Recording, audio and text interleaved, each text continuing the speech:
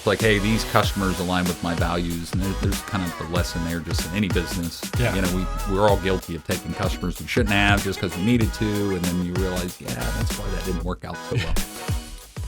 Welcome to the Golden Group Strategic Growth Podcast, featuring expert insights, interviews with thought leaders, and business plan triage. Hosted by Kyle Golding, award-winning entrepreneur, CEO, and Chief Strategic Idealist for the Golden Group. Hello, everyone, and welcome to the Strategic Growth Podcast. I am your host, Kyle Golding. I'm joined today by special guest, William Blake. He wears many hats.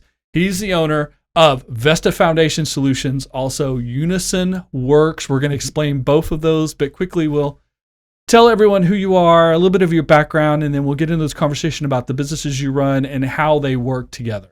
Yeah. Well, and first off, Kyle, thanks for having me. Huge fan of the show. I mean, it's kind of neat now that I get to see how all this works rather than just watching it on my phone or listening to it on Spotify. So, but yeah, my name's Will Blake. I was born April 3rd, 1984. I was 8 pounds. I'm just kidding. I'm not going to get into that. We're going way back. So actually, I'm originally from North Carolina. Okay. A little town called Boone, North Carolina. Most people don't remember where Boone is or know where it is. They can confuse it with Asheville often. I feel like there's a Boone Farm joke in there, Boone Farm wine, but I'm not going to make that joke. Well, you can purchase Boone's Farms wine there. It does not come from there, but if you've seen Last of the Mohicans or The Hunger Games, that was essentially my backyard. Okay, it was filmed there. And, interesting.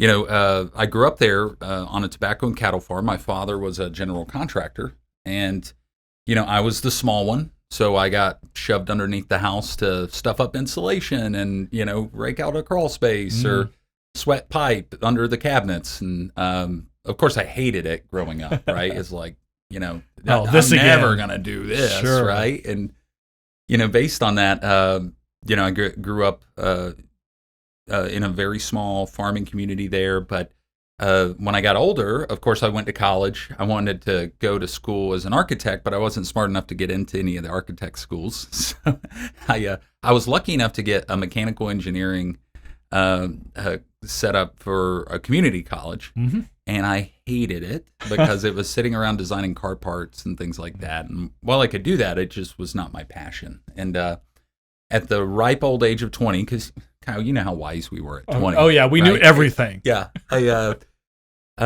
My then girlfriend, now wife, Sydney, we had the famous... At least she got that right.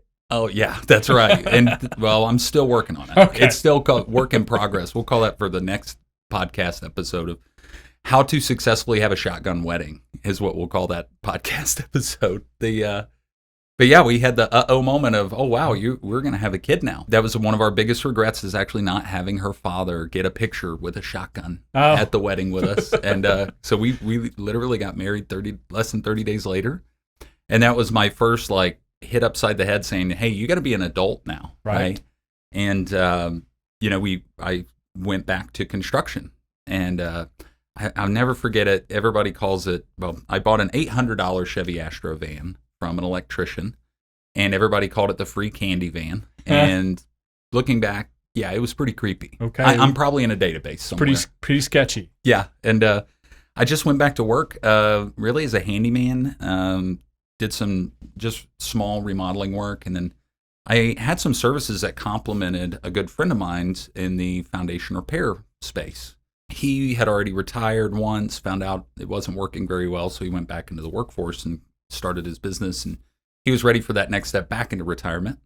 And so we merged our companies together, and I mean, ripe old age now, 22. And that was my first kind of exploration into, wow, there's a lot of systems and processes from certain vendors and things like that that now I have access to. So we started about $300,000 in revenue a year. Over the next several years, we grew it up into about $9 million in revenue. Had our office in Boone. We created a new office in a smaller city called Winston-Salem, North Carolina. That was really my first lesson in leadership.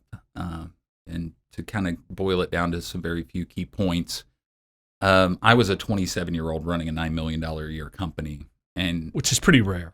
Yeah, and it should be. It's by design. It should True. be. Yes. Yeah, and the reason for that is because I thought I knew everything. Mhm. I was arrogant as all get out, full of piss and vinegar. And the fact is I really needed to earn my stripes, and because of that, I can tell I was the same guy at 27, Uh-huh. having the same type of success in a completely different industry. So I completely know what you're saying. Yeah, and I hate to say it because now Sydney and we talk about this with our sons. Like, they need to have that defining moment in their life that kind of like, I don't want to say puts them in their place, but really defines like, hey, if this is the type of person you want to be, you need to kind of get punched in the teeth a little bit. Sure. So that was my first slice of humble pie, and contract law.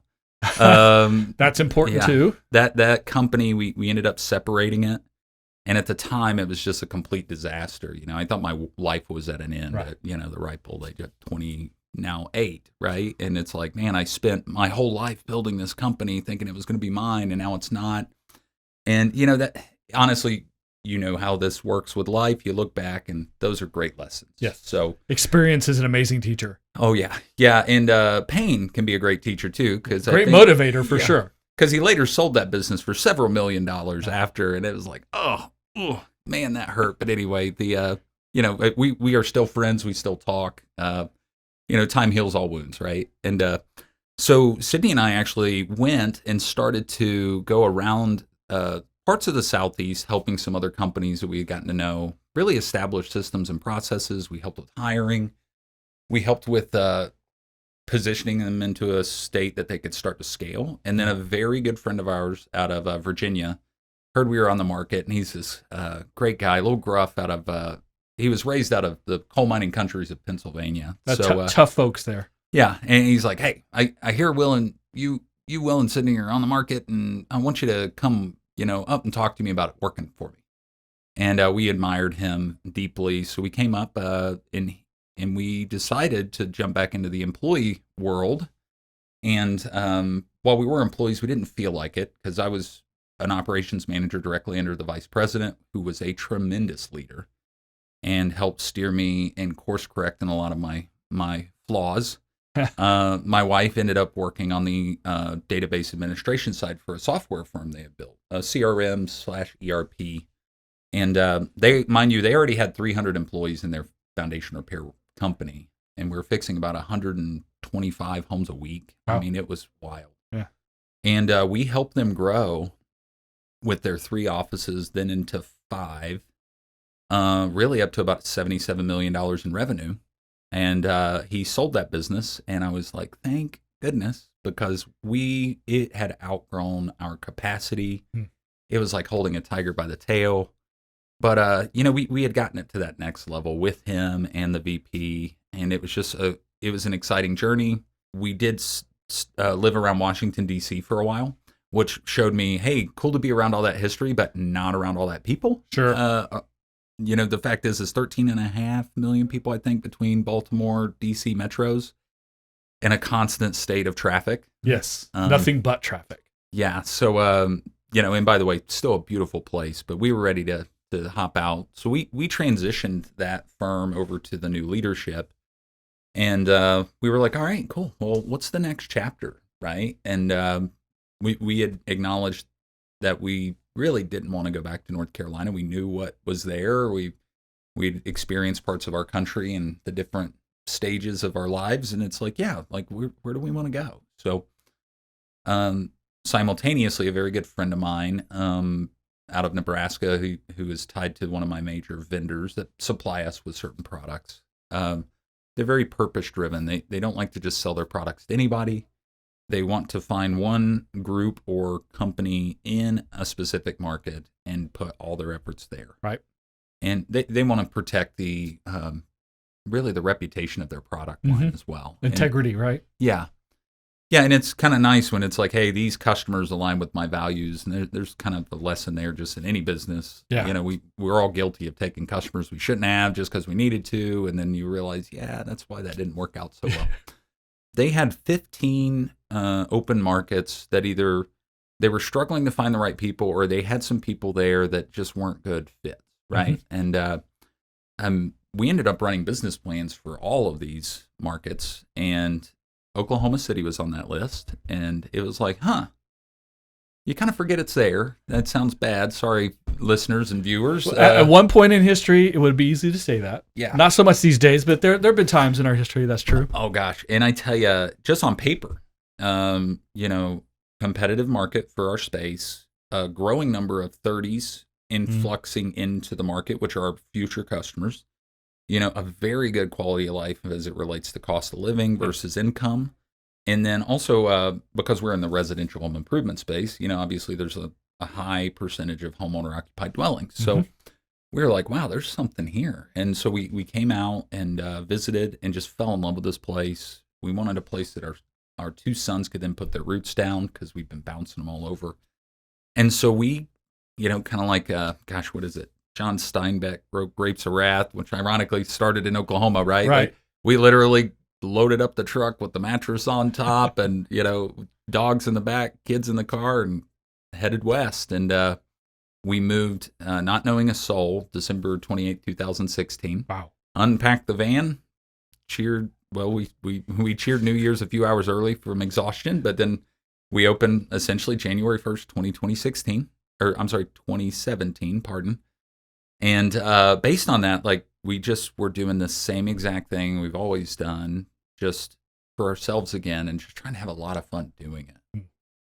There was a little crisis moment when you go from a $77 million company to zero. It's like the pressure is on. Oh, the pucker kicks in. It's like, oh goodness, what did we just do? But it's a process, right? And we knew those processes. We trusted them. So ironically, my brother, who I grew up with building homes and working in this space off and on, he relocated, and I got to handle mainly the marketing and sales function.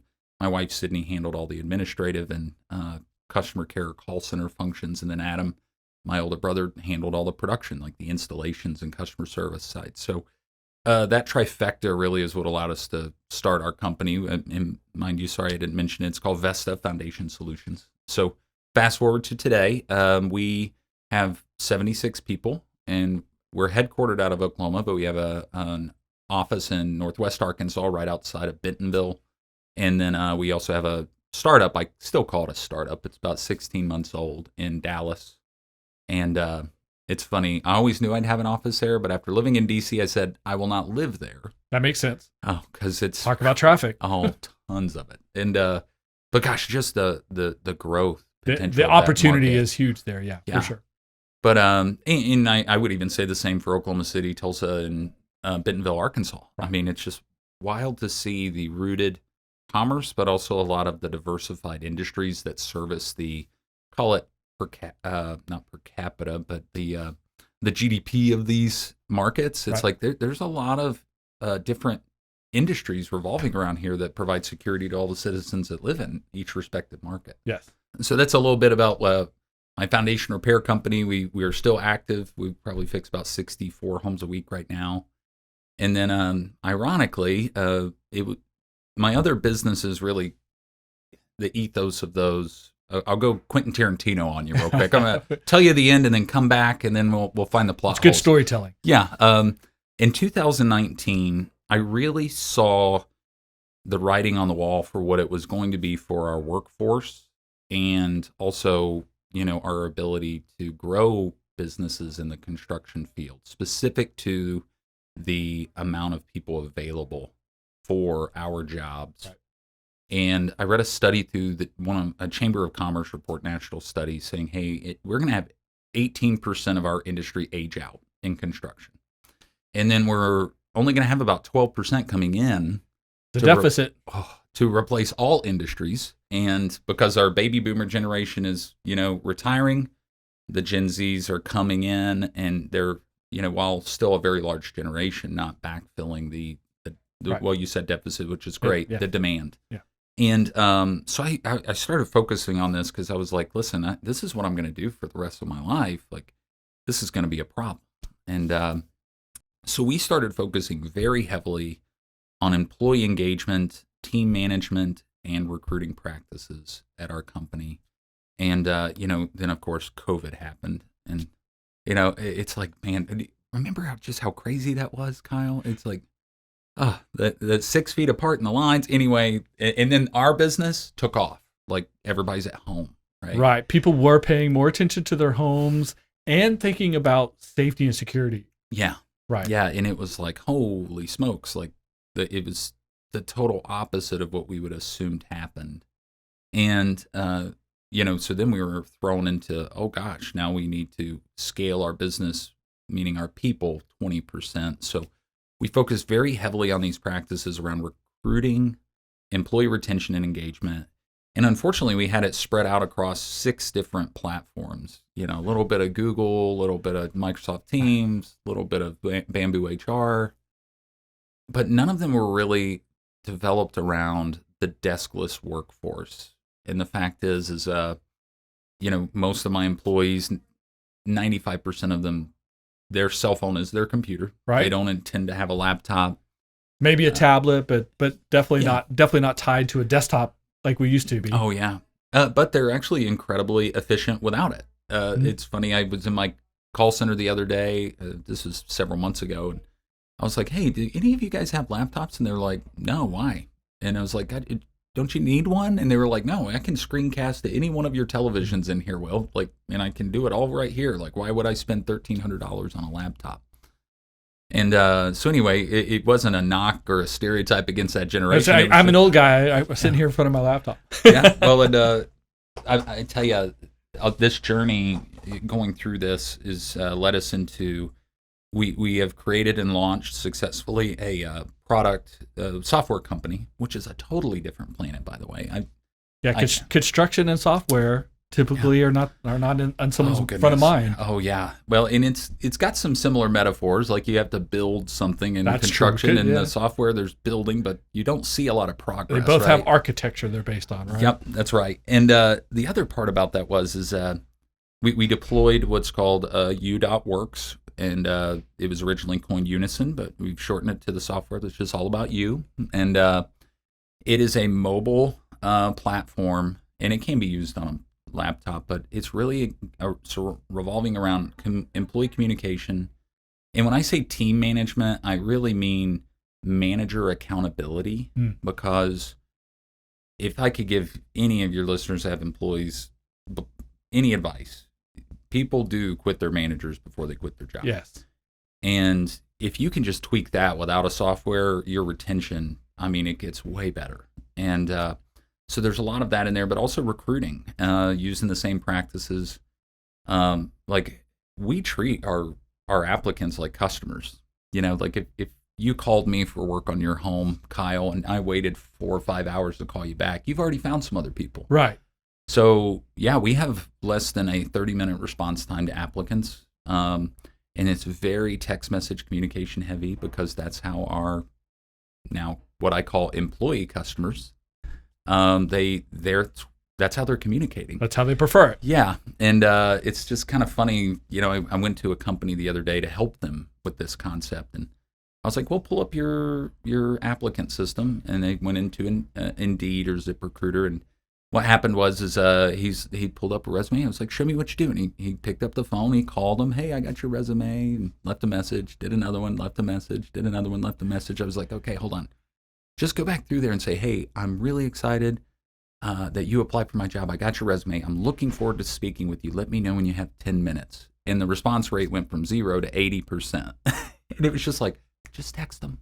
They're probably already working someplace. They don't want to take a phone call from right in front of the boss. Right. Yeah.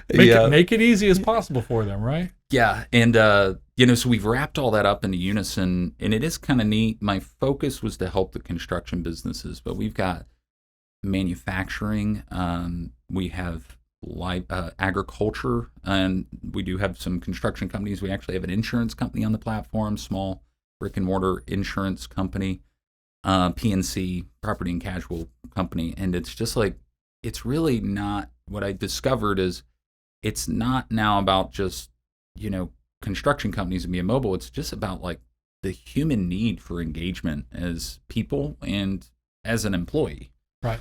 And that's just been really exciting to see that growth. And it's I still don't understand half the things my developers are saying to me, but I Google it, like, what is that acronym? Right. And, well, you come from the production world, so like there's tons of acronyms. Right. Yeah. Just gonna make sure you're both saying the same acronym. Yeah.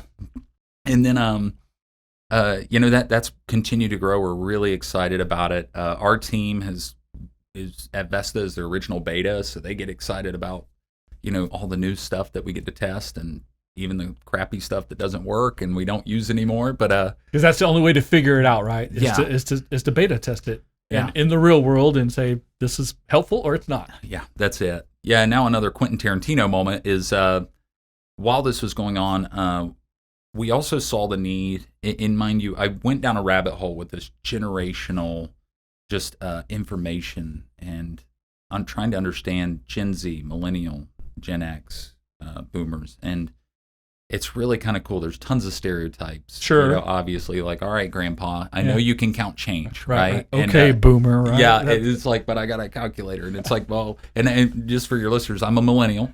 And no, I will not answer your call if I don't get the number. But I'll text you all day. Right. But then, that's like my son talks to grandma on the phone, but to him, a phone is not like up to the ear or texting. It's video call, and he's got it on the table and the ceiling fan's spinning. And you've probably seen this, just that that's just all they know. Like, you see these small children go up to a TV and they try to swipe a TV. Why can't I touch the screen? Yeah. Yes. Yeah, just like this monitor here, but that's what they know. So peeling back those layers has been really cool, just to understand the strengths and weaknesses of each generation. Mm-hmm. But that also got me into the world of saying, hey, we in construction, if we're going to help with this stigmata of shortage of workforce, and also just workforce development in general, a group of us actually put together a construction camp for kids called Construct My Future. And we've done it 2 years now, and it's exhausting but fulfilling. And it's a week-long summer camp where we host anywhere between 70 and 80 children, student campers. That's a lot. And 7th and 8th grade. Okay. We did take some 9th graders this last year. We just found like they are all about it at this age. They soak it up like a sponge. We had one group that was, we call them crews, one crew that was nothing but young women. And they are not afraid to like crack open a welder, like climb up HVAC ducting, or like they got to learn about high voltage, like power pole electricity. Mm-hmm. They're just, all kids, but that crew specifically, they were just not afraid to do that. So I get to see even how that generation is communicating, and just watching them absorb all this information. We were really excited. We had about a 50% return rate this year. Good. And now Construct My Future is going to be replicated in several markets in Oklahoma, because we've got shop teachers, professors that are like, hey, when can we do this in our local market? And it's like, we'll just show you how to do it. And you get really good at counting, because the first time you think you lost a kid, it's like, oh man, get really good at counting. Yes. And mind you, I should knock on wood, like nobody's gotten hurt, haven't lost anybody. Parents and kids want to come back, and all of that, and that's kind of my purpose. People ask me like, well, what's your why? Like, everything I do revolves around trying to help the constructions and trades worlds, because ultimately, if we don't have people repairing our buildings, our structure, our homes, our cities, everything's just going to start falling apart. And it's, while I respect, robotics and AI, we're a long ways before, a robot can just be plugged in, turned on, and then up goes a building, right? It'll be there someday, but it's not going to be, I don't think, in our lifetime. But the fact is if we don't fix this problem, and I would say, even to be clear, Kyle, and sorry to change the tone of this to more serious, like,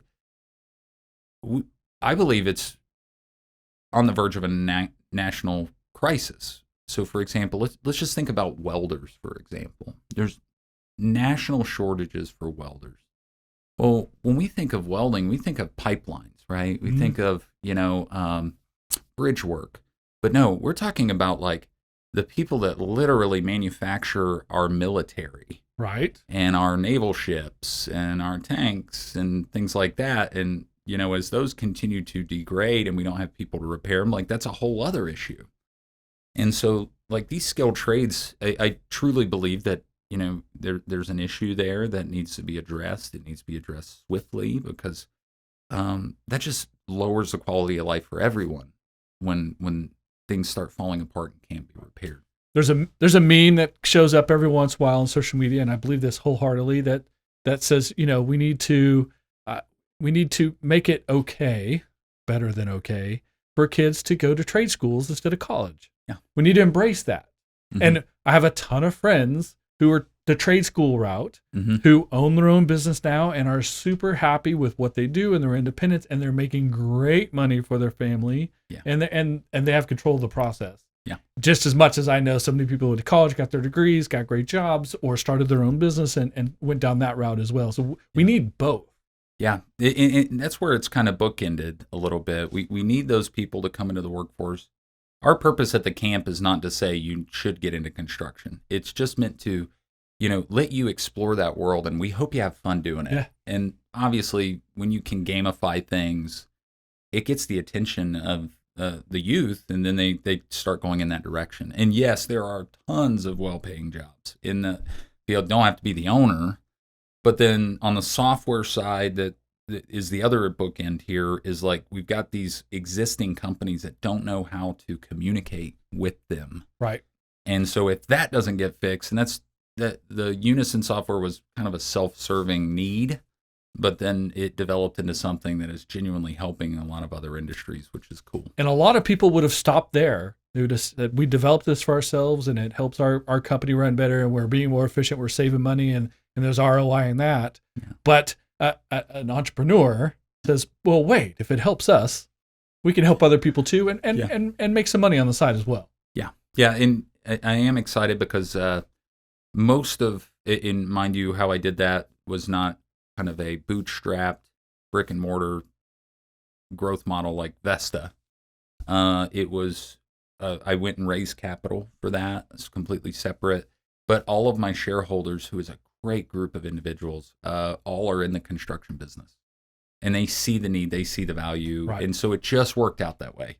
But now they're passionate about solving this problem too. They're not just throwing some money at it and hoping that in mind you, my goal is to make sure they get the return on their investment. Yeah, they're looking for a return, but they're being helpful at the same time, which is a win-win scenario. Oh, yeah. Yeah, investing doesn't have to be about just making money. It's about making impact as well.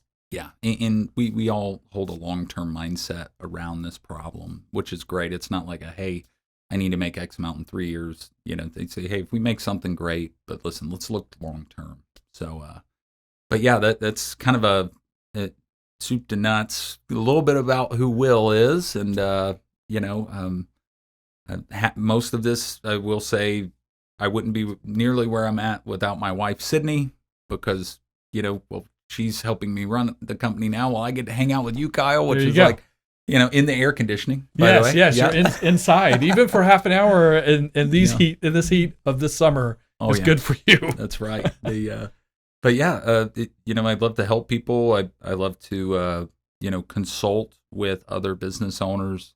Actually, when I leave here, I'm going to be visiting with a company that we've been working with, or a flooring company. They really just a great family-owned company. We were able to get their labor down 20% while still paying their employees more, which is pretty wild. That is the definition of win-win right there. Yeah, it's part of our software system. There's a pay-for-performance system that we can, that he has implemented, and we're just helping get the infrastructure, because now he's got a great group of people that are never going to leave him.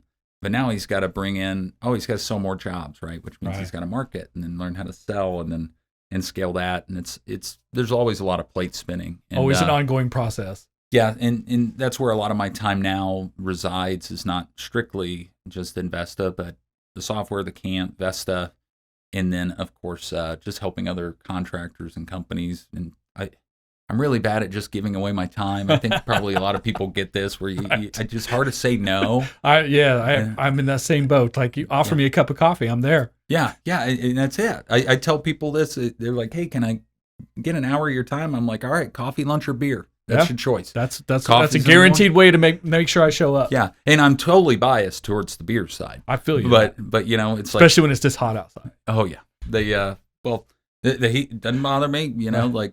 I'll have it in cold or in the heat. But yeah, that's kind of what I do. It's fun. So some of our common themes that you've talked about today are a lot of common things we talk about on the podcast a lot. So practical experience, systems and processes, and culture. And the importance of how, when you wrap all that up, and again, it's one of those things that's really hard to put that specific dollar figure ROI on. Yeah. But you do know without those things that you're spinning your wheels, going in the wrong direction, sort of hope is not a strategy, but doing those things well is going to pay off. Maybe not immediately. You were talking about big picture investing, but eventually it will. And it always ends up taking you on the right path if you'll pay attention to some of those core values. Yeah. Yeah. So when we talk about these things being so pivotal, I think we forget as business owners, and it's okay if you got a business that's just a lifestyle business, right? Sure. I'm doing it to buy a boat and have a lake house, right? There's nothing wrong with that. But when you can do it right, that business will serve the community well beyond your years. Right. And, we see these companies, a lot of them, they're called either infinite or evergreen companies. The radio flyers of the world, the Apple computers. But, we have them even in a smaller scale, the JB Hunts or Walmarts. Hilti is a power tool company. One of my vendors, SupportWorks, is that develops my foundation repair products. They've been in business since the 70s, and they're not even considered about this quarter. They do watch it, but they're like, hey, let's make decisions that in 60 years this will matter. So when you first change that and you're thinking a business like, hey, how will this business serve my great-great-grandchildren, whether or not I'm in it or not, or I own it or not, that changes the mind to say, hey, what are we really doing here? So my wife, love her to death. I repeat myself often. So she said, you just need to write a book about this. So I'm 40,000 words in. I'm not a good writer, by the way. And everyone thinks that when they're in the process. Oh, so it is so you got to painful. wait and see what happens at the end. It is so painful. But it essentially, every time I meet with a company, there's 5 major things that really matter. Okay. Number 1 is vision. Where are you going? Right? Sure. Nobody wants to get on a ship that doesn't have a destination. Not even family members. And you don't even know if you're moving in the general direction you want to be in without a vision. Yeah. And, back to this recruiting aspect, none of these younger employees want to. Gen Xers don't have a choice. They're bookended by kids coming out of the COVID economy and parents that can't afford retirement, so they have to stay where they're right. But yeah, it's vision. Where are you going and why? And that's a really tough one for people to answer. Sometimes it's man, I just want a paycheck, right? But really think about that. The second one is systems and processes. How do you replicate you out of the business? And gosh, just search books on systems and processes. You're going to find tons of them. I mean, E-Myth is just a kick butt one. I recommend there's a TED Talk called How to Make Toast. And we won't get into it for time, but just Google it. It's a really cool TED Talk that we've used to make processes. And, that way, we were talking about memes before. How do you Homer Simpson your way out of the business, right? You fade back into the bushes. Slowly. Type thing. Yep. Yes.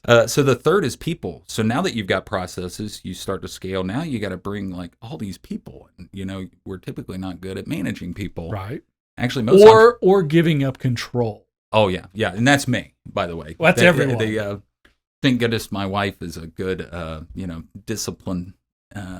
disciplinarian when it comes to hey, you pay people for this. Stop, you're screwing it up.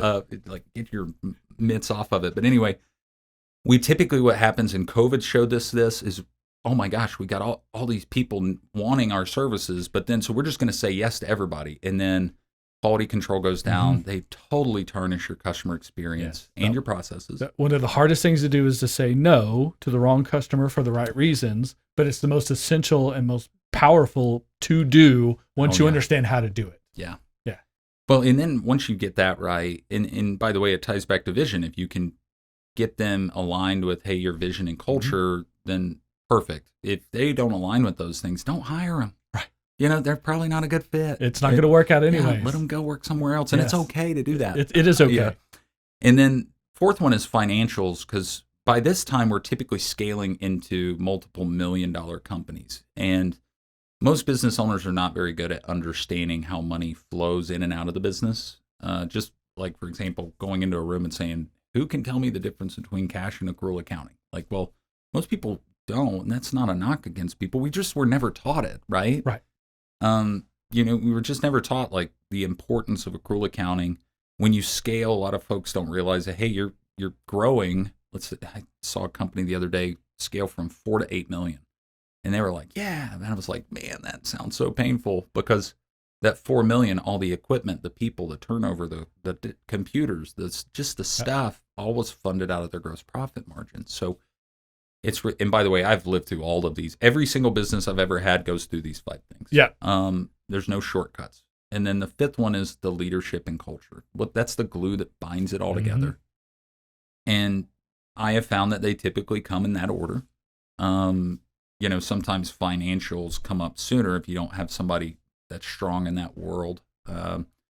Yet there's other companies that the owner is really good at financials already, so that they kind of bypass or shortcut that. But most in my space, meaning in the construction world, those are the 5 major obstacles, or we call them summits, that they're going to come in contact with. It doesn't matter who you are. Yep. I came in it with a lot of experience, still had the same thing, and I was kind of like, damn, I've been here before. Yeah, this is where we're at. We're in that chapter of that book.